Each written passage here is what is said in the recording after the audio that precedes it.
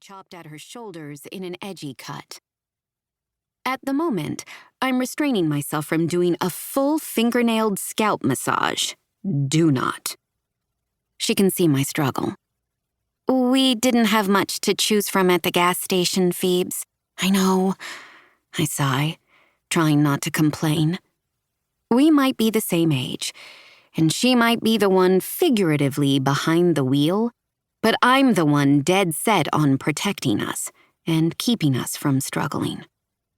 When Hailey came up with this idea in Carlsbad, we had just trekked away from a multi-million-dollar beach house in the pouring rain. All facades dropped. We didn't call for our personal driver in his Bentley to take us home. We just slipped out, without splendor or attention. Almost like we never arrived. It had been a little past 1 a.m. You don't forget things like time when it's one of those days that stay with you, or in this case, one of those nights. After a long, barefoot trek with our heels in our hands, we sat at a bus stop, thinking we could escape the rain while we waited. We didn't. Carlsbad's bus stops have fancy white pergolas as roofs, so rain slipped through the slats of wood and wet our hair and our flowery Oscar de la Renta dresses we just purchased this summer. Her dress was embroidered with poisonous white oleanders. Mine was threaded with delicate pink tulips. Hailey was silently crying. I could tell, even in the storm. She's an ugly crier when it's not faked. Her whole face was scrunched, and her reddened eyes looked touched by the salt of her emotion, not the sky. Dark mascara streamed down her cheeks, and I clasped her hand tighter while my knees jostled. From the cold, I wanted to believe.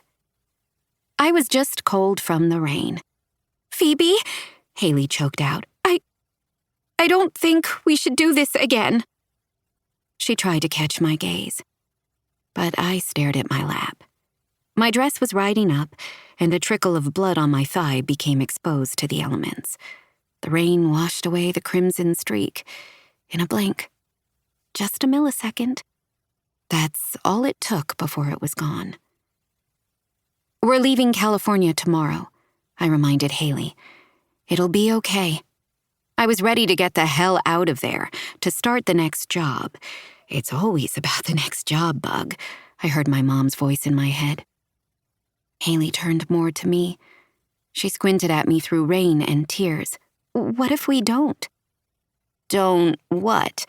I blinked through confusion. "Don't go to Seattle." "To the next job," she meant. My stomach tossed like it had earlier that night. I glanced back down at the inside of my thigh, expecting to see more blood, but it really was gone. Now she squeezed my hand. The desperation in the strength of her fingers clung against my heart. "We could retire, Phoebes. We're 24. I don't think we're in a position to retire." I held my Hermes purse over Hailey's head as an umbrella, so the rain would stop pelting her face. She looked simultaneously thankful and distraught.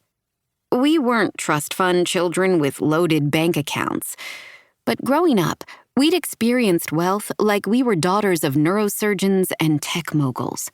A Bugatti for 2 weeks, penthouse suite at a 5-star luxury hotel for a month, $2,000 ribeye with shaved black truffle for dinner.